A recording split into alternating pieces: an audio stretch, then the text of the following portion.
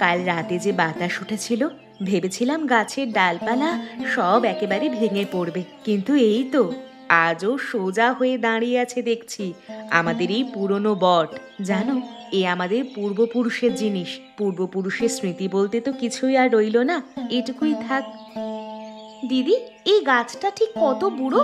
ঠাকুমা বলতেন তার দাদার সময়ও এটা ঠিক এমনই ছিল।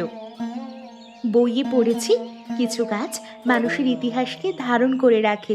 আমাদের এই বাড়ির কত গল্পই না এটা জেনেছি নিঃশব্দে। তা তো বটেই, তবে ছায়াও তো দেয় প্রচুর। এই গাছের নিচেই তো আমরা 5 বউয়ের চালাঘর।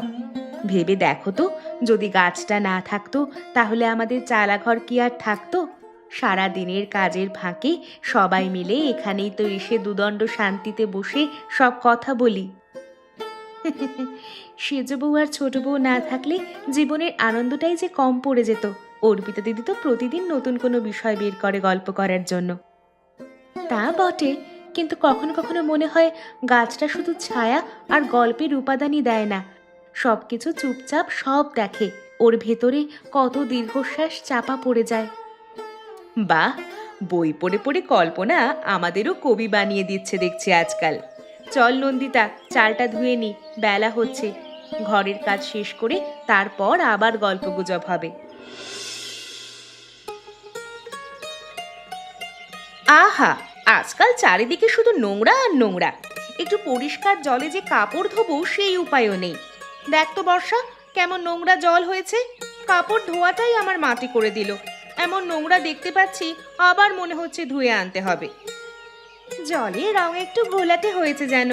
বৃষ্টি না হওয়ায় নদীর জল ভালো পাওয়ার আশা নেই। ও, তোমার তো সবকিছুতেই যুক্তি আছে দেখছি। শহর থেকে এসেছো বলে জলের গুণাগুণও চেনো নাকি এদিকে? দেখে তো মনে হচ্ছে এখানে থাকতে তোমার কষ্ট হয়। কষ্ট কেন হবে গো? এটাই তো আমার সংসার। কপাল যেখানে এনেছে সেখানেই তো মানিয়ে নিতে হবে। সংসার? সংসার চালাতে গেলে শুধু আকাশের দিকে চোখ তুলে চুপ করে বসে থাকলে হয় না, চারিদিকে লক্ষ্য রাখতে হয়। তোমার জ্বালায় তো ঘর দুয়ার ছেড়ে বাইরে যাওয়ার উপায় নেই। এমন আনমনা মানুষ যে চোর ঢুকে ঘরে চুরি করে নিয়ে গেলেও তোমার হুঁশ থাকবে না। কে চুরি করতে আসবে আমাদের এই ঝুপড়ি বাড়িতে? তুমি বোধহয় জানো না যে আমাদের এই ঝুপড়ি পুরনো ঘরের মধ্যেই অনেক দামি দামি জিনিস লুকোনো আছে, আর পুরনো জিনিসের দামই বাজারে সব থেকে বেশি হয়। রঙ্গ দেখি আর প্রাণে বাঁচি না। দামি জিনিস, ঠিকই বলেছ সেজদি, কিন্তু সেটা কার, সেটাই তো দেখার বিষয়। এসো কাকু, তা এত সকালে কিছু দরকার নাকি? প্রয়োজন তো সব সময় মানুষের আছে পারমিতা। বড় বাড়ি, বড় দায়িত্ব। তোমার শ্বশুর আর শাশুড়ি থাকতে কত আসতাম এদিকে, তারা তো এখন আর নেই। আমি এই গাঁয়ের মোড়ল, আমাকেই তো দেখতে হয় সব। কাকু, সকালবেলায় যখন এসেইছেন, কিছু জলখাবার আনবো? সেসব পরে হবে, আগে কাজের কথা শোনো। উত্তর পাশের সেই কয়েক কাঠা জমি, সেই বিলের ধারটা, সেটার খদ্দের এসেছে, বিক্রি করতে হবে। জমি? সেটা তো আমাদের বাড়ির খাস জমি। শাশুড়ি মা বলতেন সেখানে বাগান করবেন, ওটাই ওনার একমাত্র স্মৃতি। বাগান করে কি হবে? টাকার দরকার পড়েছে বাড়ি মেরামতে। আমি কথা দিয়েছি জমিটা দেখাশোনা করব, আর জমিটা আমি নেব বলেই ঠিক করেছি। এই দেখো দলিল। কাকু, জমির ব্যাপার বড় সিদ্ধান্ত। বাড়ির পুরুষ মানুষেরা তো কেউ বাড়ি থাকে না, সবাই শহরে থাকে। আর আমরা মেয়ে মানুষে কি এই বিষয়ে সিদ্ধান্ত নিতে পারি? তাদের সাথে একবার আলোচনা করে আমরা জানাবো। তারা কি বুঝবে? তারা তো সেখানে থেকে থেকে একেবারে শহুরে হয়ে গেছে। গ্রামের বিষয় সম্পত্তির কথা তাদের মাথায় ঢুকবে না। আমি যেটা ঠিক বলছি সেটাই তোমাদের জন্য মঙ্গল। তুমি তো বুদ্ধিমতী মেয়ে, তুমি কিছু বুঝতে পারছো না? বুঝেছি কাকু। বুঝেছো যখন, সেরকম সিদ্ধান্ত নাও। আমি এখন বিদায় নিচ্ছি।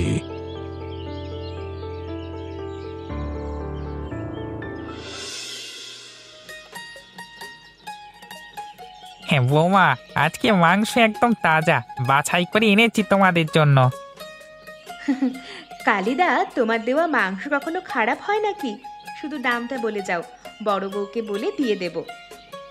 আরে সেসব পরে হবে, পরে হবে। তোমরা কি আমার পর নাকি? তবে আজকে দেখলাম বাড়িতে অতিথি এসেছিল। হ্যাঁ, মোড়ল কাকু এসেছিলেন। ও, তিনি এসেছিলেন। বৌমা, তোমাদের এই বট গাছটা কিন্তু কম বিখ্যাত না।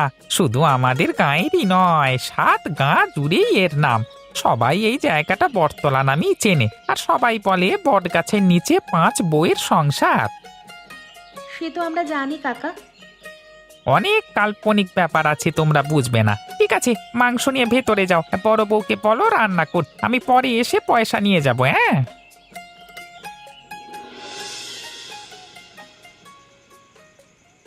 আপনাদের আড্ডা কেমন চলছে? আড্ডা তো বাকিরা নিয়ে থাকে। আমার জীবন এই বইয়ের মধ্যেই সীমাবদ্ধ। কত নতুন নতুন জিনিস আমি জানতে পারি। সারাক্ষণ আড্ডা দিয়ে কাটালে কি আর জানতে পারতাম কোনোদিন? হ্যাঁ, আজকে ইতিহাস ক্লাসে আমাদের আঞ্চলিক ইতিহাস নিয়ে আলোচনা হচ্ছিল। আমাদের এই অঞ্চলের জমিদারি প্রথা, পুরনো কাহিনী সম্বন্ধে অনেক কিছু জানতে পেরেছি। আমিও শুনেছি অনেকদিন আগে এই গাছের নিচেই গ্রামের বিচার হতো, মেলা বসতো। সেটাই তো, কোথায় চলে গেছে সেসব দিন? এখন শুধু গল্প আর গুজব রয়ে গেছে। তুমি ঠিক বলেছ। যেমন আমাদের বাড়ি নিয়ে নানা গল্প শুনেছি ছোটবেলায়। কেউ বলে গুপ্তধন আছে, তো কেউ বলে অভিশাপ আছে, কিন্তু কেউ সত্যি সত্যি কোনো খবর বলতে পারে না। গুপ্তধন? তবে সেদিক থেকে দেখলে গুপ্তধন মানে শুধু সোনা দানা নয়, গুপ্তধনের অনেক মানে হতে পারে।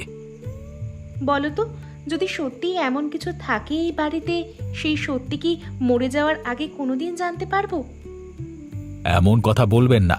যদি থেকে থাকে তাহলে সেটা খুঁজে বের করবার দায়িত্ব আমাদেরই। কিন্তু সাবধান, পুরনো সত্য বের করতে গেলে অনেকের স্বার্থে আঘাত লাগতে পারে, অনেকের মুখোশ খুলে যেতে পারে। মুখোশ? ঠিক বলেছ ভাই, তবে তাতে আমি ভয় পাই না। সত্যি আমি একদিন খুঁজে বার করবই। ঠিক আছে দিদি, আমি এখন চলি। এ কথাগুলি জানাতে এসেছিলাম। ঠিক আছে ভাই, আবার আসবে।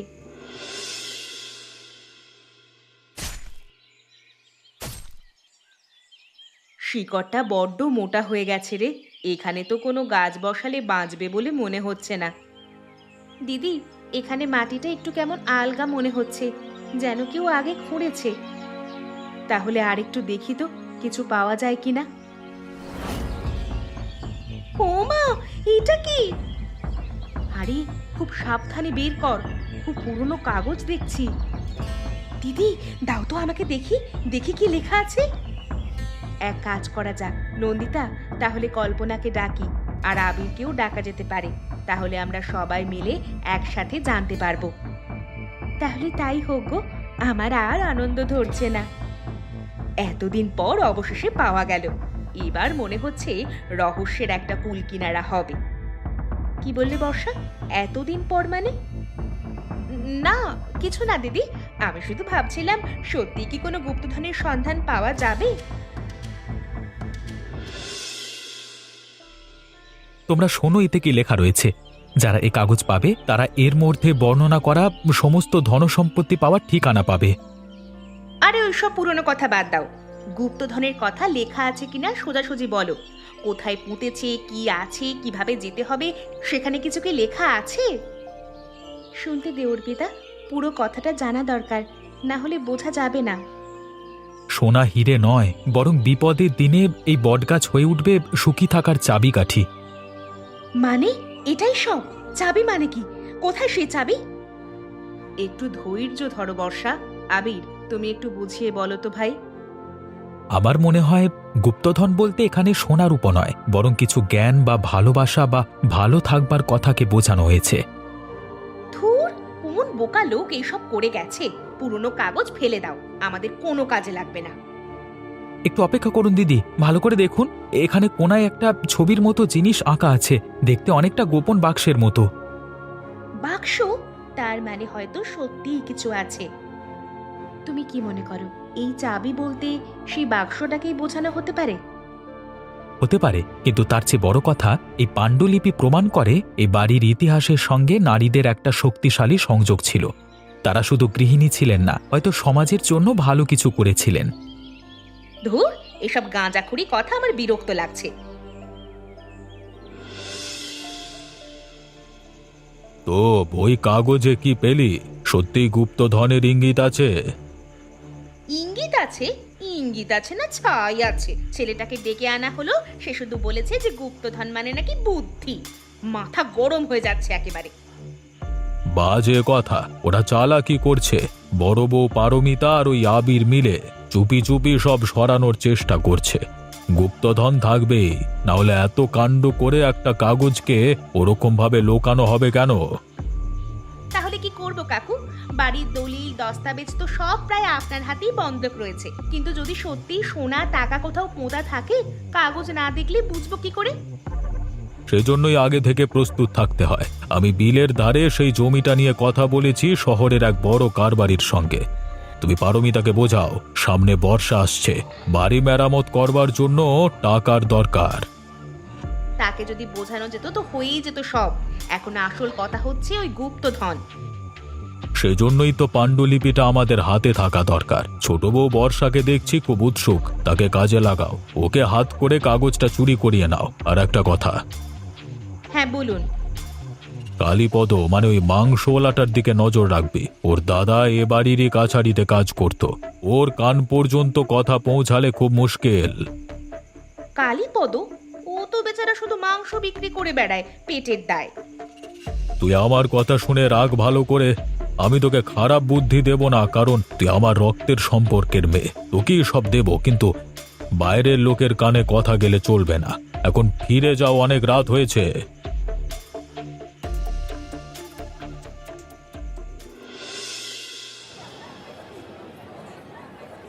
কালিদা, গতকাল পাণ্ডুলিপিটা শেষ পর্যন্ত পাওয়া গেল। তাতে অনেক মজার মজার কথা লেখা ছিল। তোমায় যে কি বলবো। শুনেছি বাবা, শুনেছি। পুরো গায়ে ঘটনাটা ঘটে গেছে যে গুপ্তধন বেরোবের পর। আবির বাবু, গুপ্তধন নামের ওই মিষ্টি মিষ্টি কথার আড়ালে অনেক তেতো সত্য লুকিয়ে থাকে, তাই পুরনো জিনিস নিয়ে বেশি নাড়াচাড়া না করাই ভালো। আপনি কিছু জানেন? জানি বললে মিথ্যে হবে। শুনেছি, আমার বাবার মুখে গল্প শুনেছি কিছু। তিনি বলতেন ওই বাড়ির বটতলায় আনন্দের সাথে সাথে অনেক বেদনা চাপা পড়ে আছে। বেদনা? হ্যাঁ, আজ থেকে 30 বছর আগের কথা। তখন এই বাড়ির কর্তা ছিলেন আর একজন খুব সৎ মানুষ। তিনি গরিব প্রজাদের জন্য স্কুল বানাবার কথা ভাবতেন সেই সময়ে, আর মেয়েদের পড়াশোনার ব্যবস্থা করতে চাইতেন। তারপর? তারপর আর কি, লোভী লোকের দল তাকে মিথ্যে মামলায় ফাঁসিয়ে অপবাদ দিয়ে গা ছাড়া করে। আমরা মানে সেই সঙ্গে আমাদের পরিবারও চলে যায়। তাহলে এই বাড়ি? এই বাড়ি সেই সৎ মানুষেরই, তার নামেই দলিল ছিল, কিন্তু দলিলটা হারিয়ে গিয়েছিল। মোহন কাকু তখন তার খুব অল্প বয়স, খুব সাহায্য করেছিলেন নতুন কর্তাকে। তাহলে গুপ্তধন মানে? হ্যাঁ, গুপ্তধন নয় বাবা, গুপ্তধন বলে কিছু নেই। আছে শুধু একটা সত্যি, যা ওই বট গাছের নিচে মাটির গভীরে চাপা পড়ে আছে। আর সেটা ঠিক কোন জায়গাটায়? কি হবে বাবা জেনে? কে সত্যি বলবে? কে সাহস করবে মৃত্যুর মুখোমুখি দাঁড়ানোর? বর্ষা, এত রাত জেগে বাইরে বসে আছো? শরীর খারাপ করবে তোমার। না দিদি, একটু গরম লাগছিল ভেতরে। গরম লাগার তো কথা নয়। তোমাকে দেখে মনে হচ্ছে তুমি ঠিক ভালো নেই। দিদি, আমি আমি খুব বড় একটা ভুল করছি। কি ভুল করছো বোন, বলো। আমি একটা সত্যি বলতে চাই। শোনো, আমি এখানে শুধু বউ হয়ে আসিনি, আসলে একটা উদ্দেশ্য নিয়ে এসেছিলাম। আমার বাবা, তিনি আমাকে পাঠিয়েছিলেন একটা উদ্দেশ্য পূরণ করার জন্য। কি হলো, চুপ করে গেলে কেন? বলো, আমি শুনছি। এই বাড়িটা আসলে আমার বাবাদের ছিল। অনেক বছর আগে অন্যায়ভাবে উচ্ছেদ হয়েছিলেন তারা। বাবা বলতেন ন্যায় হওয়া উচিত, তার জন্য প্রমাণ দরকার, আর সব প্রমাণ বাড়ির কোথাও চাপা পড়ে আছে। তুমি তো কালীপদ কাকার মেয়ে। তুমি তুমি জানতে? জানি না, কিন্তু এখন বুঝলাম। কালীপদ কাকার তোমার প্রতি ভালোবাসা দেখে, আর গুপ্তধনের প্রতি তোমার লোভীর দৃষ্টি দেখে। পাণ্ডুলিপিটা দেখে আমার মনে হলো হয়তো সত্যি সোনা আছে, বাবাকে দেব, আমাদের পুরনো বাড়ি ফিরে পাবো, কিন্তু কিছুই হলো না। শোনো, ন্যায় চাওয়া আর লোভ করা এক জিনিস নয়। তুমি যদি ন্যায় চাও তবে আমাদের সাথে কথা বলতে, কিন্তু তুমি যে অন্তত এখন স্বীকার করেছো, এটাই প্রমাণ করে যে তোমার ভেতরে এখনো ভালো মানুষ বেঁচে আছে। কিন্তু আমি মোহনলাল কাকু আর অর্পিতা দিদির কথা শুনেছি, তারা এই বাড়ি বিক্রি করার ষড়যন্ত্র করছে। আমিও তাদের কাছে কিছু কথা বলেছি। এবার বুঝেছি সব, ভয় পেও না। তুমি এখন থেকে আর একা নও। আমাদের 5 বউকে এখন এক হয়ে দাঁড়াতে হবে। চলো, এখন ঘুমাতে চলো। এই যে, আমি কিছু কাগজ নিয়ে এসেছি। এই কাগজগুলি প্রমাণ করে আসল কর্তাকে। কর্তৃত্ব নয় কাকু, এই পাণ্ডুলিপিতে যে গুপ্তধনের চাবির কথা আছে আমরা সেটা পেয়ে গেছি। কি? কোথায় পেলে? কালিদা, এইটা পড়ুন। আমি যোগেন্দ্রনাথ রায়, এ বাড়ির বৈধ মালিক, এই মর্মে ঘোষণা করছি যে আমার ভাইপো মোহনলাল চক্রবর্তী এবং তার সহযোগীদের দ্বারা প্ররোচিত হয়ে জমি জমা হস্তান্তরের যে দলিল স্বাক্ষরিত হলো তা সম্পূর্ণ বলপূর্বক এবং মিথ্যেভাবে আমাকে ভয় দেখিয়ে আমার আসল উইল এবং সম্পত্তির নথি গোপনে রেখে যাচ্ছি আমি এইভাবে। শয়তান, এসব মিথ্যে, সব জাল কাগজ। কালীপদ, তুই ষড়যন্ত্র করেছিস। না কাকু, এইটা আসল সত্যি। আমার দাদু যোগেন্দ্রনাথ রায়, বাবা কালীপদ, আমরা ন্যায় বিচার চাইতে এসেছি। আর আমাদের সম্পত্তির প্রতি কোনো দাবি দেওয়া নেই। কাকু, আজ এই গাছটার নিচেই সব বিচার হোক। বর্ষা আমাদের সঙ্গে সব কথা খুলে বলেছে। আপনি আর অর্পিতা আমাদের সমস্ত সম্পত্তি বিক্রির ষড়যন্ত্র করছিলেন। এখনো সময় আছে, শুধরে যান। ঠিক আছে, আমি চলে যাচ্ছি।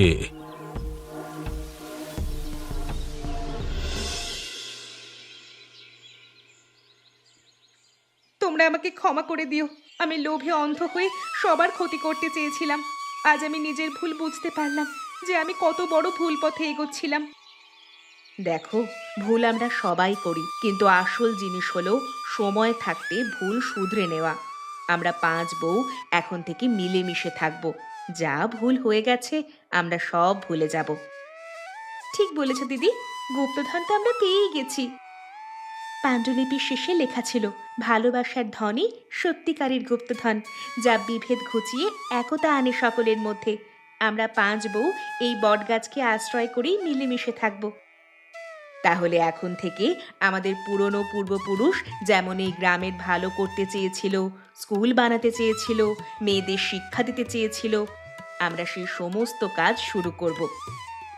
আর এই গাছের নিচেই হবে আমাদের প্রথম পাঠশালা। আমি সব জমি জমার দলিল ঠিক করে দেব। আর মোহনলাল কাকুকে বলবো, তিনি যদি সত্যিই অনুতপ্ত হন তবে তিনিও যোগ দিতে পারেন আমাদের সাথে। আর বর্ষা, তুমি খুব ভালো রান্না করো, তাই তুমি রান্না করে সবাইকে খাওয়াবে। আপনাকে আমাদের প্রথম শিক্ষক হতে হবে।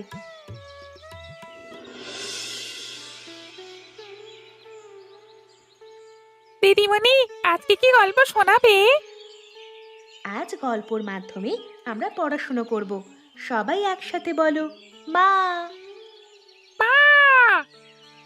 এই কালো ব্ল্যাকবোর্ডে আমরা যেগুলো লিখে দেব সেগুলো তোমরা নিজেদের খাতায় লিখবে, ঠিক আছে? বিশ্বাস হচ্ছে না যে সত্যি এই গ্রামে আবার পাঠশালা তৈরি হয়েছে। পুরনো পূর্বপুরুষদের স্বপ্ন সফল হয়েছে। এইভাবে আরো বাচ্চাদের জুটিয়ে এনে আমাদের পাঠশালা ধীরে ধীরে বড় করে তুলতে হবে।